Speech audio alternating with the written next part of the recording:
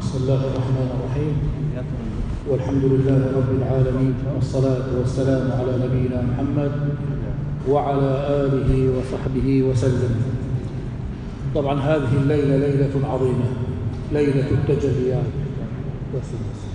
ليلة التجليات، ليلة الفتوحات، ليلة الرحمات.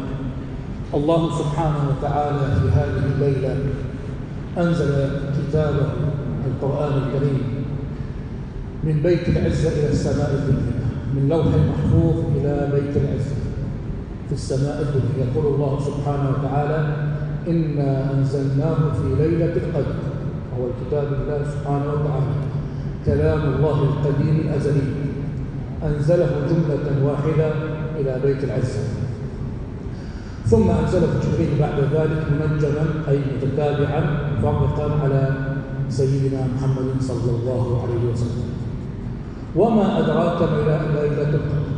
هذه الليلة وما أدراك ما ليلة القدر؟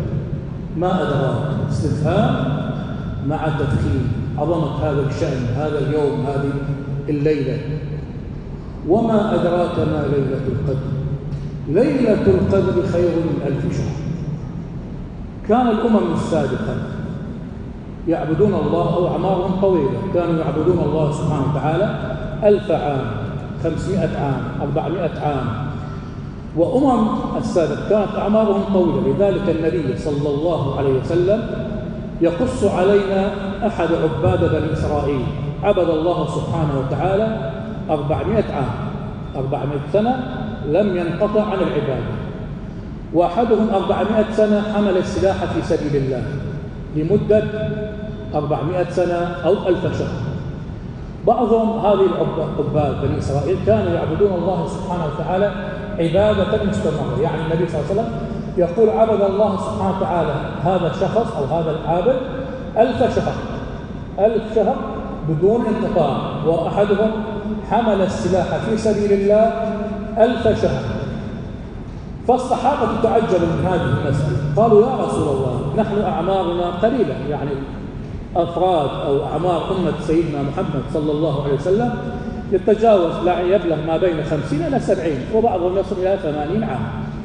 لا يصل أعمارنا إلى مثلا إلى 500 سنة، 600 سنة، 700 سنة، كما عاش سيدنا نوح عليه السلام أكثر من 1000 عام، يعني لبث في قومه 950 سنة في الدعوة فقط، ولكن عمره كان أكثر من 1000 سنة. هؤلاء الصحابة تعجبوا من هؤلاء العباد بني إسرائيل. فالله سبحانه وتعالى تكريما وتشريفا في هذه الأمة، لأن هذه الأمة أمة عظيمة، خير أمة أخرجت للناس، فلا بد أن يكون عبادها وأهل طاعته أكثر عبادة من أفراد بني إسرائيل. فالله سبحانه وتعالى أعطانا هذه الليلة تشريفا وتكريما لحبيبه المصطفى صلى الله عليه وسلم، وتشريفا وتكريما لهذه الأمة. أعطانا هذه الليلة القيام فيه. يقول النبي صلى الله عليه وسلم: من قام ليلة القدر إيمانا واحتسابا غفر له ما تقدم من ذنبه. يعني فقط في هذه الليلة، هي ساعات معدودة، تقوم لله سبحانه وتعالى صلاة، ذكرا، قراءة قرآن، الصلاة على النبي صلى الله عليه وسلم، أعمال البر، الخير، الطاعة، إطعام الطعام، صدقات، هذه كلها أعمال خير. ابتسامة في وجه أخيك صدقة، هذا عمل خير. قولك لأخيك السلام عليكم أو دعاء له، هذا أعمال خير، الله سبحانه وتعالى يكتبه لك ويحسبه لك عبادة 1000 شهر. و1000 شهر لو حسبناه يطلع أكثر من 82 سنة. يعني كأنك في هذه الساعات المعدودة القليلة كأنك عبدت الله سبحانه وتعالى، أخذت ثواب قيام 1000 شهر، 80 سنة. يعني في عمرك لو قمت في ليلة القدر مثلا 2 3 4، احسب هذه الحسابات كأنك قمت لله سبحانه وتعالى 300 سنة، 400 سنة، 500 سنة، عابدا لله سبحانه وتعالى، ذاكرا لله سبحانه وتعالى، مصليا على النبي صلى الله عليه وسلم، قارئا للقرآن الكريم. هذه كلها عبادات كأنك قمت 1000 شهر. 1000 شهر يحسب لك هذه الساعات المعدودة، مو فقط هذا. يقول وما أدراك ما ليلة القدر؟ ليلة القدر خير من 1000 شهر تنزل الملائكة والروح فيها. هذه الليلة التكريم والتشريف يبدأ بماذا؟ بنزول الملائكة والروح فيها. العلماء اختلفوا في مسألة الروح. من هو هذا الروح؟ قالوا هو جبريل عليه السلام، جبريل عليه السلام. وقيل لا، هو ملك عظيم لا ينزل إلا في هذه الليلة، يعني حتى الملائكة لا يرون هذا الملك إلا في هذه الليلة، يعني ينزل في هذه الليلة المباركة. الملائكة ينزلون وماذا يفعلون؟ هؤلاء معهم الألوية، أعلام، لواء في بيت المقدس في القدس، ولواء عند الكعبة، ولواء عند قبر النبي صلى الله عليه وسلم، ولواء في أرض سيناء عند الطور المقدس الذي كلم الله سبحانه وتعالى فيها موسى. فيضعون ألويتهم هناك في هذه الأماكن المباركة، ويبدأون يتجولون في الأرض، يذهبون إلى الحلقات الذكر، إلى المساجد، إلى الذي يقرأ القرآن، إلى الذي يعمل أعمال الخير، جالس في المسجد يتعبد، في بيته يتعبد، يقرأ القرآن، يصلي على النبي صلى الله عليه وسلم، يتصدق، هذه كل أعمال الخير. ماذا يفعلون؟ يسلمون على الناس، على العباد، يسلمون على العباد. ربما يأتيك بهذا الملك، الله سبحانه وتعالى معطي الملائكة قدرة يتحولون إلى صورة بشر، يدخلون إلى المساجد. ربما يدخل عليك بشخص أنت تعرفه، ربما صديق لك، ولكنه ملك يأتي بصورة ذلك الشخص، كما كان يأتي سيدنا جبريل عليه السلام إلى النبي صلى الله عليه وسلم بصورة أحد الصحابة، بصورة دحية الكلبي. دحية الكلبي كان هذا صحابي من أصحاب النبي صلى الله عليه وسلم، كان له وجه جميل، كان يأتي بصورة هذا الشخص، كان يأتي بصورة هذا الشخص ويجلس ما بين الصحابة، حتى جاء في إحدى الأيام في حديث يسمى حديث جبريل، دخل على النبي صلى الله عليه وسلم كما يروي سيدنا عمر بن الخطاب رضي الله عنه، فقال سيدنا عمر: رأينا رجلا دخل على النبي صلى الله عليه وسلم، رجل شديد سواد الشعر، يعني شعره مكشوف ولون أسود، وشديد بياض الثياب، لابس ثياب لون أبيض، ودخل على النبي صلى الله عليه وسلم وأسند ركبته إلى ركبة النبي، يعني كأنه جلس هكذا. هذا يسموه جلسة المتعلم، يعني واحد من يأخذ درس من شيخه يجلس هكذا، يسند ركبته إلى ركبة شيخه حتى يأخذ منه العلم. من أين أتينا هذا الشيء؟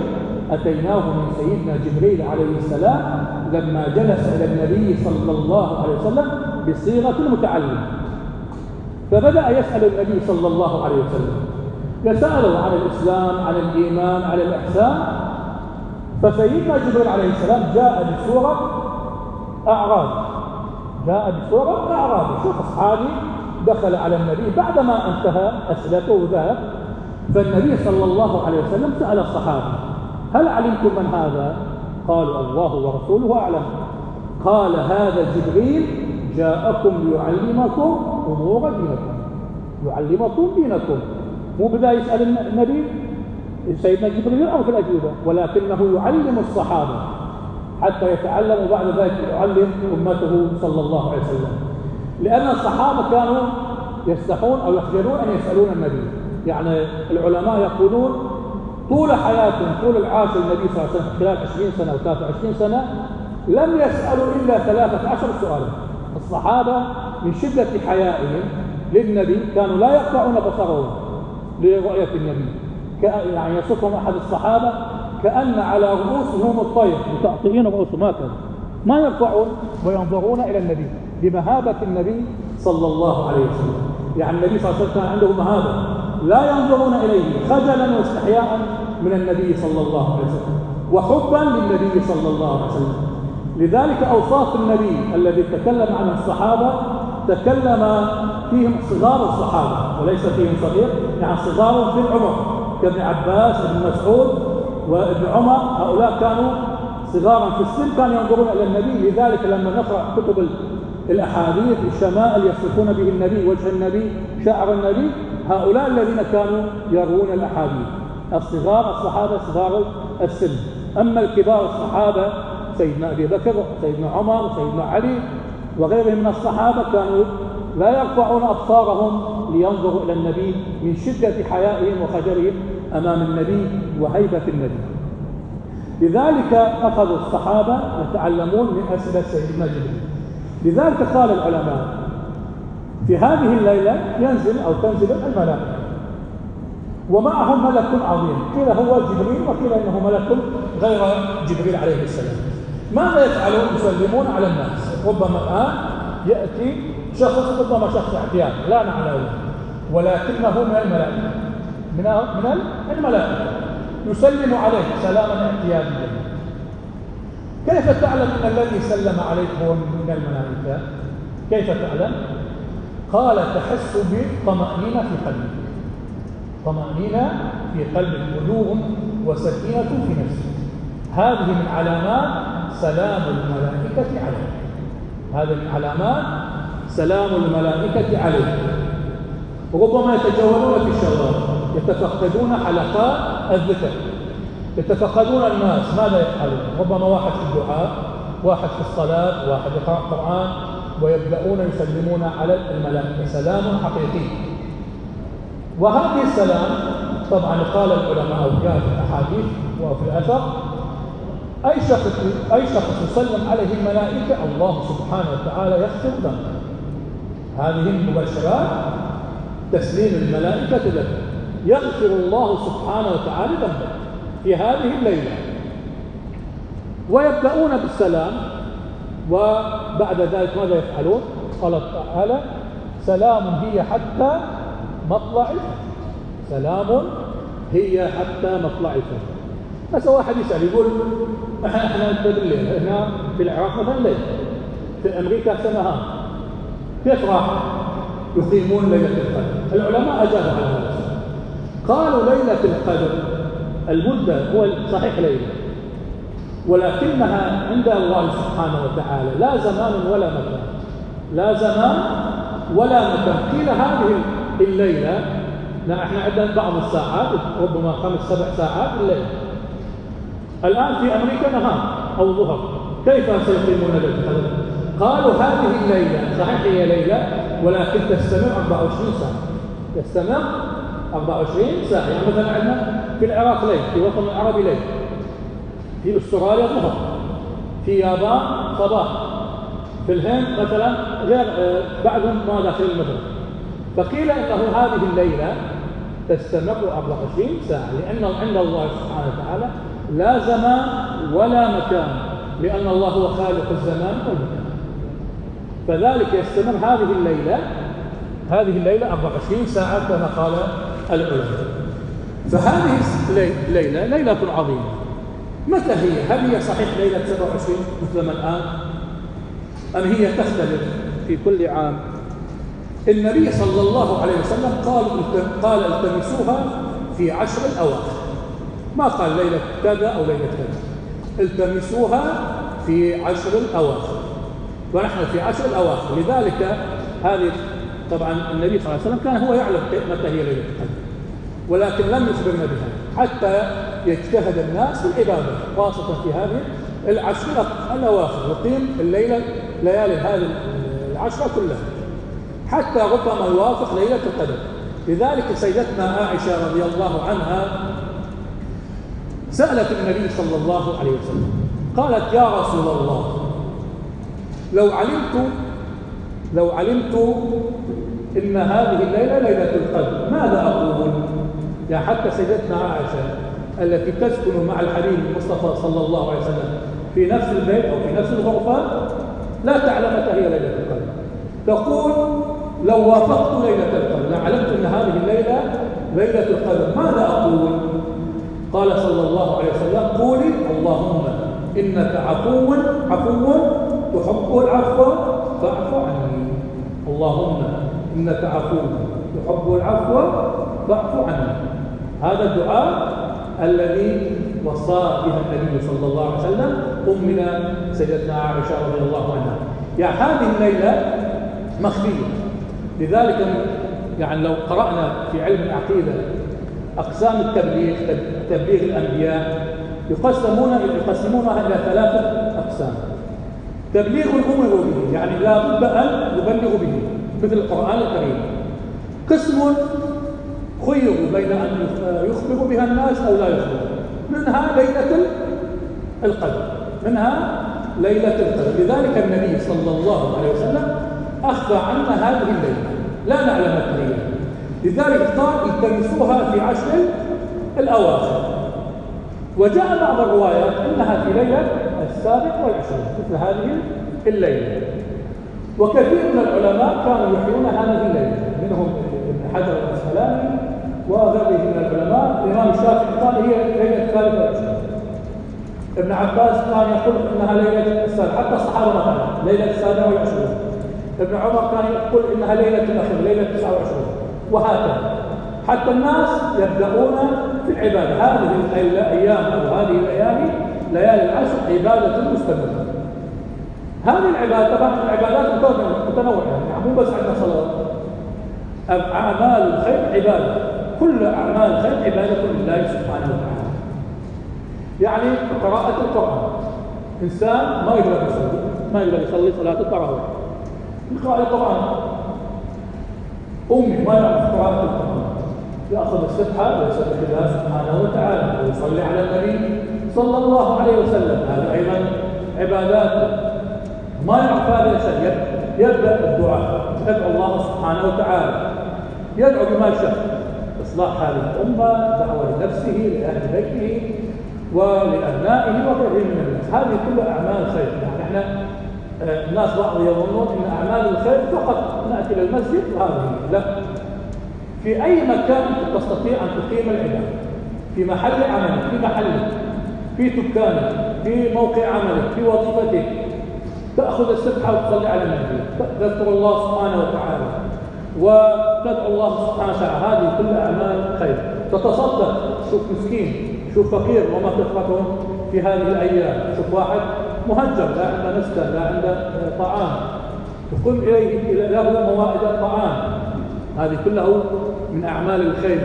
مو بس هذا، يعني أنت من أفطرت صائم في هذه الأيام في رمضان كله، تأخذ أجر هذا الصائم، تأخذ أجر هذا الصائم من دون أن ينقص من أجر الصائم شيء. يعني هذا الصائم ربما من الأولياء، أنت لا تعلم، لأن الأولياء لا يعلمون، مخفيين. ربما هذا الشخص ولي من أولياء الله، صومه صوم خاص، لأن احنا صيام أقسام كما قسمنا، صومه خاص من الخواص أهل الله سبحانه وتعالى. ربما لا تعلم، شخص عادي ولكن له صلة مع الله سبحانه وتعالى. لذلك سيدنا أحمد الرفاعي رضي الله عنه وارضاه لما كان يدخل عليه شخص عادي ربما من الفقراء، يأتي إلى الشيخ إلى الإمام سيدنا أحمد الرفاعي ويريد أن يقبل يده، فسيدنا أحمد الرفاعي يطأطئ رأسه ويقبل ذلك الفقير، فيقولون له يا إمام أنت عالم كبير وإمام، كيف تطأطئ رأسك وتقبل شخص مثل هذا؟ يقول ربما له صلة مع الله، ربما له صلة مع الله، رب أشعث الأخضر لو أقسم على الله لأبى. هذا حديث النبي صلى الله عليه وسلم. لذلك الأولياء لا نعلم، ربما يجلس في مكان أنت ما تعلم، ربما جالس في مجلس عالم ليس من الأولياء، ولكن شخص فقير من المريدين من الدراويش قاعد هذا وجه، ليس شرط الشيخ يكون ولي، لا، هذا الشخص اللي قاعد هو من الأولياء، أنت لا تعلم. لذلك كان مشايخنا يكرمون كل الناس سواء فقير غني ليس معه شيء، عالم مو عالم، يكرمون كل الناس يكرمون. هذه من صفات العلماء من كل شخص. ربما يكون هذا الشخص له صلة مع الله سبحانه وتعالى. لذلك هذه الليلة ليلة عظيمة ليلة التجليات. الله سبحانه وتعالى يعتق رقاب الناس في هذه الليلة. النبي صلى الله عليه وسلم قال أولها رحمة وأوسطها مغفرة وآخرها عتق من النار. سيعتق رقبتك في هذه الليلة. الله سبحانه وتعالى يغفر لك في هذه الليلة، ذنوبك كلها سيغفر في هذه الليلة مهما كان. لا تقل أنا فعلت كذا كذا كذا، لا، إن الله يغفر الذنوب جميعا. هذا آية إلا الشرك بالله سبحانه وتعالى. لذلك في هذه الليلة يغفر الذنوب جميعا. النبي صلى الله عليه وسلم قال إلا أربعة، إلا استثنى أربعة. من هم؟ في قلبه شحنة، في قلبه شحنة. شو شحنة؟ له عداوة مع أخيه، مو أخيه مع أمه وأبيه، لا، مع صديقه، مع أقربائه، مع عمامه، مع أخيه الذي من أمه وأبيه. شحنة بغضاء ما يكره هذا الشخص، هذا لا يكره.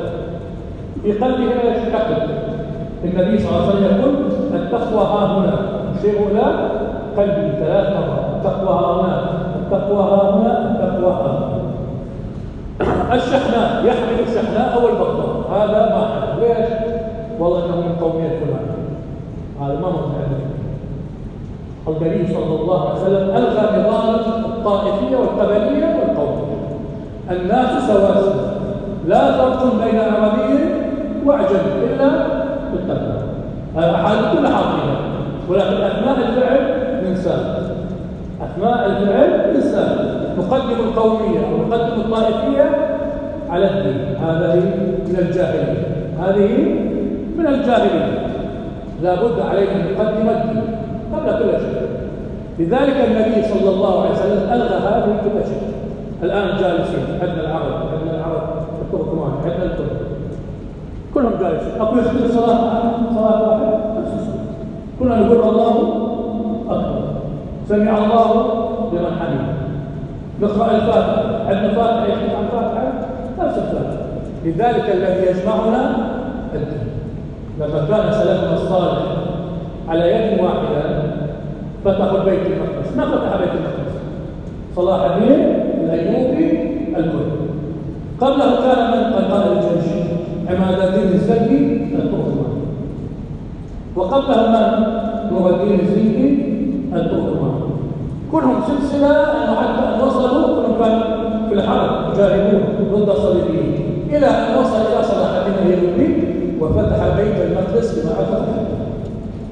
من جمعهم؟ الإسلام، الدين، راية لا إله إلا الله وأن محمدا رسول الله. لذلك هذا الدين دين عظيم، وهذه الأمة عظيمة. متى تنتصر؟ أن تجتمع على قلب رجل واحد. الصحابة كما قلنا لكم في الخطبة في معركة بدر كانوا 313 فرد، والعدو المشركين من العرب 1001. انتصر المسلمين في هذه المعركة من قلة عددهم وعددهم. 313 كيف انتصروا؟ أيدهم الله بماذا؟ بالملائكة.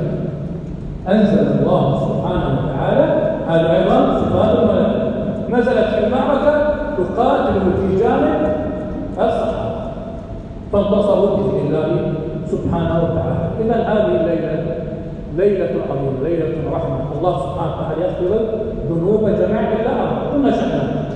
الثاني مدمن خمر، مصاب على شرب الخمر 24 ساعة سكران، هذا الله سبحانه وتعالى لا يغفر ذنبه، لا يغفر له ولا ينظر إليه إذا كان مصاب على شرب الخمر. لا الذي تاب، هذا الذي تاب الله عليه. ومصرا على هذا الزنا، مصرا على الزنا، هذا أيضا لا يغفر الله سبحانه وتعالى. هذه الأشياء الله سبحانه وتعالى لا يغفر لها أبدا، ولكن يغفر الجميع خلقه. وهذا طبعا من رحمة الله سبحانه وتعالى على الناس في هذه الليلة. من قام رمضان أو من قام ليلة القدر إيمانا واحتسابا غفر له ما تقدم من ذنبه. لذلك العلماء السلف الصالح رضوان الله تعالى عليهم كانوا في هذه الليلة ماذا يفعلون؟ يصلون صلاة التسابيح. صلاة التسابيح. طبعا صلاة التسابيح في الحديث الصحيح الذي يقول ابن ماجه وابو داود حديث صحيح في كافة المذاهب الأربعة أجمعوا على صحة هذا الحديث. راح نجعل الحديث إن شاء الله نشوف فضائله. هذا الحديث صححه ابن حجر وابن داود ابن ماجه النسائي ومنهم أيضا الألباني اللي علماء الحديث من علماء الحديث اللي صحح الحديث أيضا صحح هذا الحديث. الحديث ماذا يقول؟ النبي صلى الله عليه وسلم يعلم عمه عباس. يقول النبي صلى الله عليه وسلم عمي عباس ألا أعطيك شيئا أعلمك شيئا يغفر الله سبحانه وتعالى لك ذنبك ما تقدم من ذنبك سره وعلانيته. الذنب الذي سواته أمام الملأ أو سواته سر بدون أن يراه الناس سيغفر الله لك ذنوبك سره وعلانيته وكبيره وصغيره. كبيره وصغيره الله سبحانه وتعالى سيغفر لك ذنبك. ما هذه الفعل؟ صلاة التسابيح. صلاة التسابيح. شو صلاة التسابيح؟ صلاة التسابيح 4 ركعات يقرأ في كل ركعة سورة الفاتحة وسورة بعدها. في كل ركعة تقول سبحان الله والحمد لله ولا إله إلا الله والله أكبر 75 مرة. يعني في كل ركعة 75 مرة. يعني في الصلاة 4 ركعات 300 مرة. سبحان الله والحمد لله ولا إله إلا الله والله أكبر. لذلك كان دأب أهل العلماء وخاصة في هذا المسجد المبارك يصلون في هذه الليلة صلاة التسابيح. ونحن إن شاء الله على دأب هؤلاء الخيرين الصالحين سنصلي أيضا صلاة التسابيح ربما في ساعة 11:10 الساعة 11 إن شاء الله بعد ما ترتاحون نصلي صلاة التسابيح. قبل ما تجوا للصلاة نعلمكم كيف تصلون هذه الصلاة صلاة التسابيح. فهي صلاة عظيمة يغفر الله سبحانه وتعالى سره علانيته كبيره وصغيره. يعني ماذا تريد أكثر من ذلك؟ يعني صلاة لا يستغرق منك ربما ربع ساعة يغفر الله سبحانه وتعالى ذنوبك كلها. ما عملت ذنوب صغير كبير سره علانيته سيغفر لك الله سبحانه وتعالى من تلك الصلاة في صلاة التسابيح. أجر عظيم وهدية عظيمة من النبي صلى الله عليه وسلم لعمه عباس ولأمته من بعده. لذلك يقول ابن عابدين وهم كبار علماء الحنفية لا بد على المسلم أو المستحب في هذه الليلة أو في رمضان أن يصلى صلاة التسابيح. يقول الشافعي وهم كبار علماء الشافعية بعدما علمت فضل هذا الصلاة لا تتركها أبدا بل الذي يتركه يكون من المتهاونين. يعني أنت لما تترك بعدما علمت فضائل هذه الصلاة إذا تركت هذا الصلاة ستكون من المتهاونين. يعني كأن كلام غير مبالي بهذا الصلاة أن يغفر الله سبحانه وتعالى ذنبك أو لا يغفر. لذلك النبي صلى الله عليه وسلم كما من الحديث يقول لعمه عباس إذا استطعت أن تصلي هذا الصلاة في كل يوم مرة تفعلها في كل يوم مرة. فإن لم تستطع فبالأسبوع مرة. فإن لم تستطع فبالشهر مرة. وإن لم تستطع فبالسنة مرة. وإن لم تستطع فبالعمر مرة. يعني شوف هدية النبي صلى الله عليه وسلم يحث عليك أن تعمل هذا الصلاة أن تصلي هذا الصلاة ولا في العمر مرة واحدة. وربما بسببها الله سبحانه وتعالى يدخلك الجنة. ربما من أجل هذه الصلاة يدخلك الله سبحانه وتعالى الجنة. إن الجنة الله سبحانه وتعالى لا تعلم من أي سبب ربما هي بسيطة ولكن بسببها تدخل الجنة. كما يقول النبي صلى الله عليه وسلم أحدهم كان زانيا سقى كلب سقى كلبا فحمد الله سبحانه وتعالى الكلب، شكر الله سبحانه وتعالى فغفر لهذا الزلم من سقيه ايش؟ الكلب. فكيف بمن يصلي يسبح الله سبحانه وتعالى ويسقي الناس؟ لذلك قالوا بالاعمال افضل الاعمال على وجه الاطلاق في هذه الدنيا سقي الماء. يعني استطعت ان تسقي الناس خاصه في الصيام فافعل، لها بها اجر عظيم. النبي صلى الله عليه وسلم قال من سقى شربة للصائم غفر الله سبحانه وتعالى له. شربة يعني تجيب هذا القدح الماء تعطيه للصائم يشربه، الله سبحانه وتعالى من اجل هذا الماء اللي كارتون مالته ب 2000 دينار الله سبحانه وتعالى يغفر لك ذنبك. يعني لو سقيت 1 2 3 4 فلك اجر عظيم. شوف الله سبحانه وتعالى يعطيك، يعني الله سبحانه وتعالى محتاج لعبادتك، لا الله غني عن العالمين. يقول لو ان انساكم في الحديث القدسي، لو ان انساكم وجنكم واولكم واخركم اجتمع في قلب اتقى رجل ما زاد من الملك شيئا.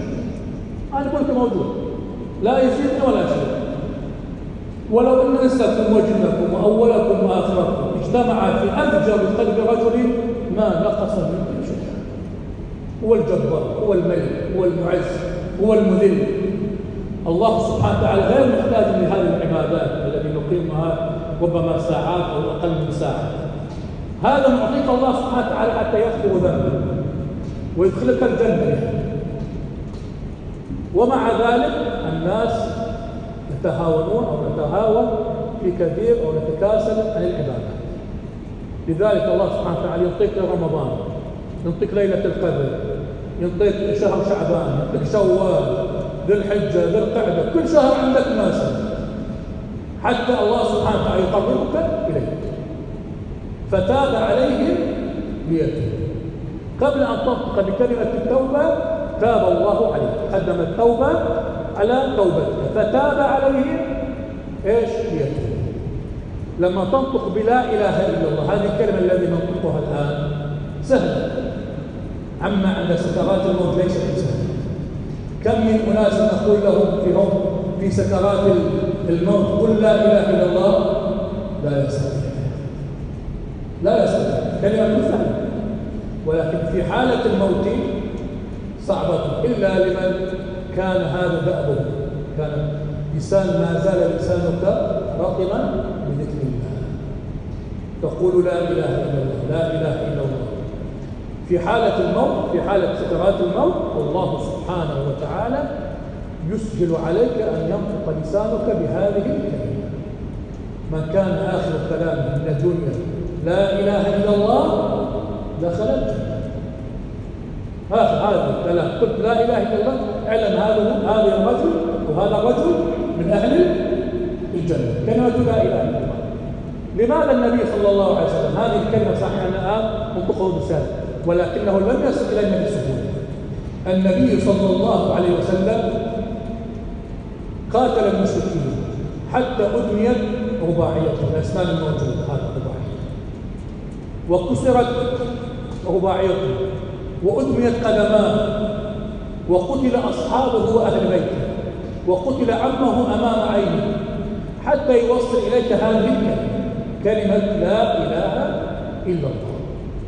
هذه كلمة كلمة عظيمة. الآن نحن ننطقها سهلة، توصل إلينا سهلة، وعينا للدنيا شفنا آباءنا وأمهاتنا على الفطرة يقولون لا إله إلا الله، فقلنا لا إله إلا الله. لذلك هذه الكلمة ليست سهلة بوصولها إلينا، وليست سهلة أثناء سكرات الموت. النطق بها ليست سهلة. الآن سهلة لا إله إلا الله، كلنا نقول لا إله، ولكن في حالة الموت، في حالة سكرات الموت ليست سهلة. لذلك النبي صلى الله عليه وسلم يوصينا إذا حدث احتضار، يعني جاء حالة الموت. شنو معنى الاحتضار؟ حضور الملائكة عنده، حضور الملائكة عنده، يرى الله سبحانه وتعالى في هذه الساعة يكشف عنه الحجب، يرى الملائكة، سواء ملائكة الرحمة أو ملائكة الملائكة حتى. ويأتي عنده الأنبياء يسلمون عليه إذا كان من أهل الفلاح والصلاح، إذا كان من الأولياء يبدأون ويسلمون عليه. لذلك سيدنا عمر بن عبد العزيز أحد الخلفاء يسمى الخلفاء الخليفة الخامس خلفاء بني أمية، لما احتضرته الوفاة كانت زوجته عنده، فقال اخرجي من عندي، اطلع من الباب.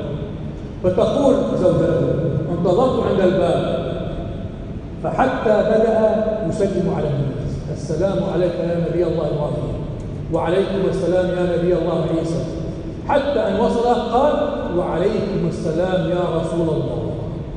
كلهم حضروا عنده وفي حالة ايش؟ حالة الوفاة. هسه تقول لي شلون الأنبياء ماتوا شلون راح يجون عنده؟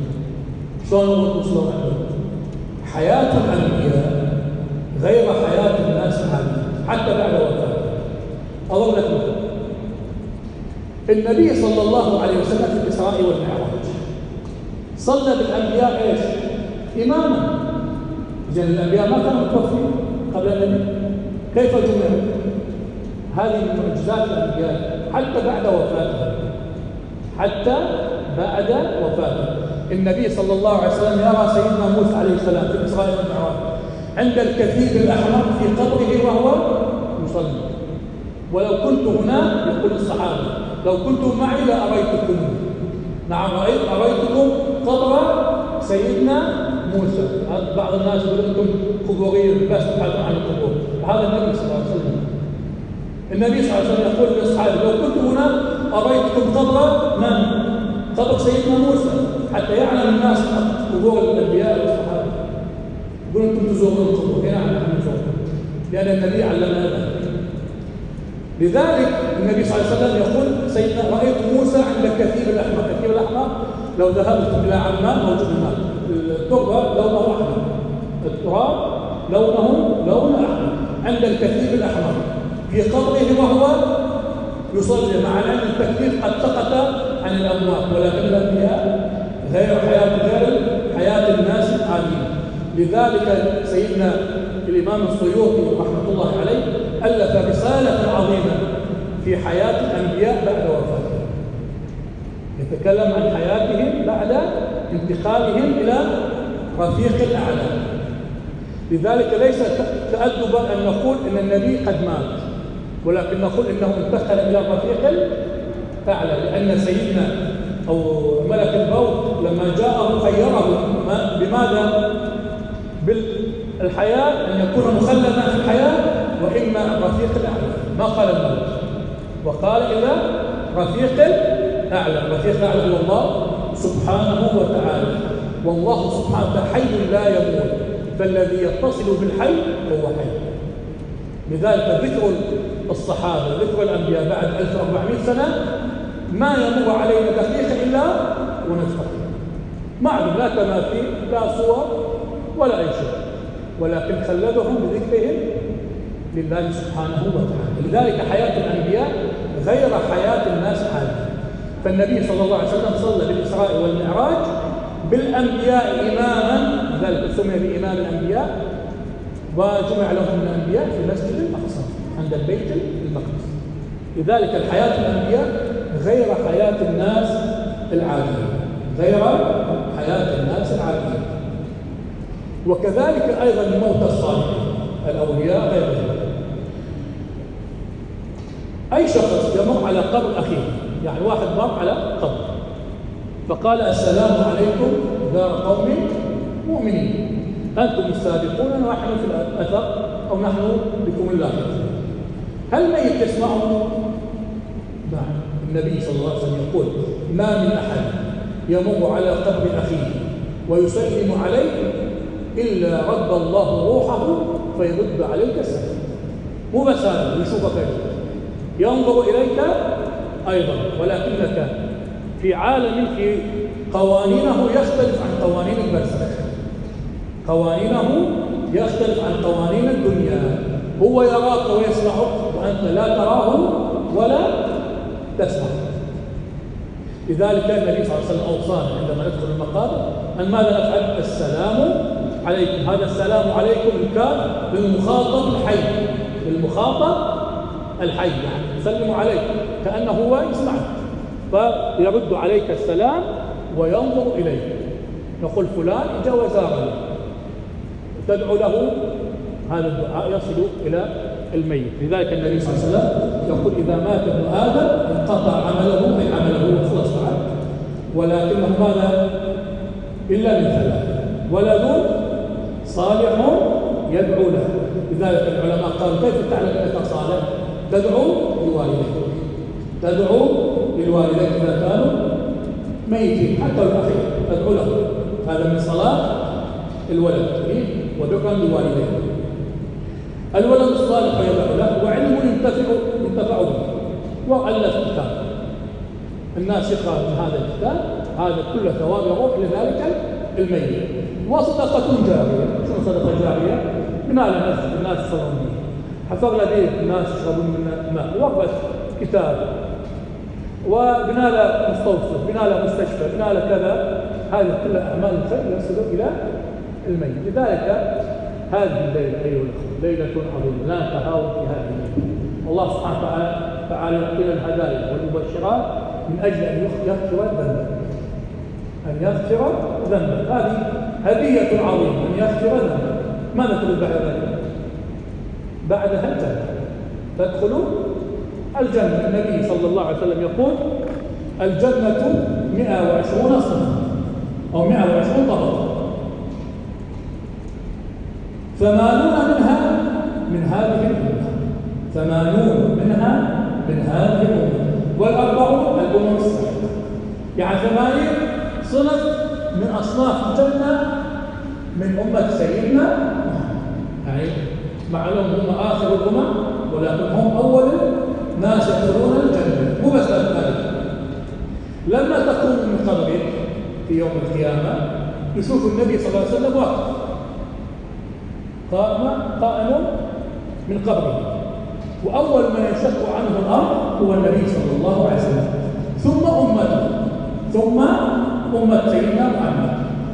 لذلك قال العلماء لماذا أمة سيدنا محمد هم أول الأمم سيكونوا واقفين أو تنشق عنهم الأرض، حتى يكونوا شهداء على الأمم السابقة. الأمم السابقة ينكرون بأنه جاءهم نبي أو جاءهم رسول. الله سبحانه وتعالى يسأل عيسى عليه السلام ألم تأت إلى فلان إلى قوم فلان؟ الله سبحانه يعلم أنه قد جاء، يقول بلى جئت وبلغت رسالة. قال من يشهد لك؟ يا عيسى من يشهد لك؟ يا موسى من يشهد لك؟ يا إبراهيم من يشهد لك؟ يقولون أمة سيدنا محمد صلى الله عليه وسلم. يعني كيف علمنا أن هؤلاء بلغوا من القرآن الكريم الذي بلغنا النبي صلى الله عليه وسلم، أو بلغنا الله سبحانه وتعالى بإحساسه، وجئنا بك على هؤلاء شهيدا. ثم يأتي النبي صلى الله عليه وسلم شهيدا على أمته بأنه قد بلغ رسالة وأدى الأمانة ونصح الأمة. فهذه الليلة ليلة عطاء، ليلة هدايا، معطيك الله سبحانه هدايا كثيرة حتى يغفر ذنبك ويدخلك الجنة. ألا يستحق هذا رب العبادة؟ ألا يستحق الله سبحانه وتعالى الخشوع والتذلل من أجله؟ معطيك هذه الأشياء، الله سبحانه وتعالى غني عن العالم ما محتاج، ومع ذلك أعطانا هذه الهدايا حتى يغفر لنا ذنوبنا. اللهم انك عفو تحب العفو فاعف عنا، اللهم انك عفو تحب العفو فاعف عنا، اللهم انك عفو تحب العفو فاعف عنا. وصلى الله على نبينا محمد وعلى اله وصحبه وسلم. تباركين بقراءة سورة الفاتحة.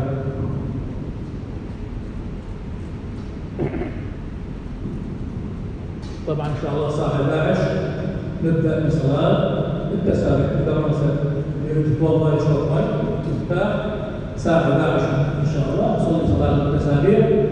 بعدها نعمل ختمة القرآن الكريم اللي يبقى، وبعدها بعد 12:30 ان شاء الله نصلي صلاة التهجد بفرقة ان شاء الله. طعام السحور موجود، إذا أحد يبقى يتسحر معنا يتسحر بعدها إن شاء الله نصلي صلاة الفجر إذا كان إن شاء الله. وصلى الله على نبينا محمد وعلى آله وصحبه وسلم.